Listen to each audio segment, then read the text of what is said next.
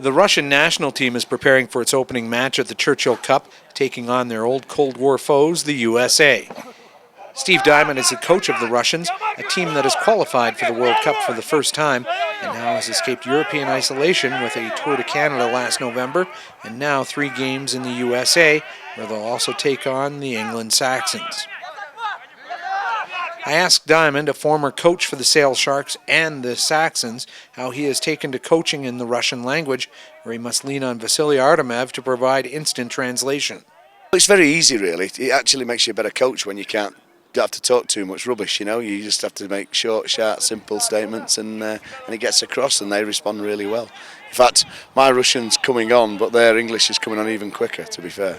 It's not that tough. I've been with the squad for the last 2 years, for 2 seasons, and I'm quite used to this role, and it's not that much of a burden on me. Actually, I'm acting more as just conveying his thoughts into the squad, and it's not really been that difficult because I speak fluent English and Russian. So, I mean, I'm kind of enjoying being, communicating with the coaches maybe a bit closer than some people in the squad, and but I thoroughly enjoy it, and I'm fully prepared, to give my best to help the squad to gel together the best way.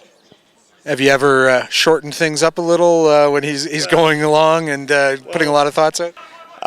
Sometimes I have a task to translate Nikolai and Nerosha's thoughts back to our English coaches, and that could be difficult in ways sometimes as well. But shorten maybe in a way, but still, as long as I get the core of the thought through, that makes it easy for everyone to understand. Maybe sometimes it's easier to get a quick and short command rather than listening to a big long explanation. Diamond credits the IRB and Russian Rugby Federation for the long-term planning that has seen the progression of his team. Well, yeah, I think a lot of the praise must surely go to the management before me, really, and 2 of those are existing, the Zorik Mazandilov and Nikolai Naresh, and the players. All I've done is put a bit of structure in the place, and they've responded magnificently well. Would you say it's a fair comment that Russia was kind of isolated within the rugby community in general in Eastern Europe, and now you're sort of going further afield, playing Canada, and now coming to the Churchill Cup?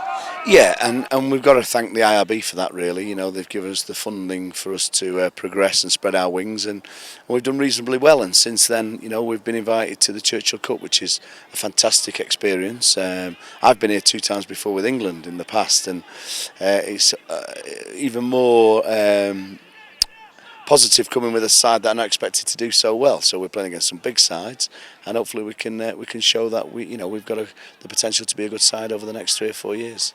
According to Artymev, Diamond has brought a lot of rugby culture to the team, and he is warmly regarded for what he has done. No, he's a great personality guy, and he's brought in a really good kind of European and English standard of understanding rugby, and just this the history of rugby in Russia is not that profound and doesn't go back as long as it does in Europe and England especially. So Steve brought along with his experience as a coach, and he's brought in something more, I suppose, call it spirit, true rugby spirit maybe, and it's good for the team in a psychological way as well.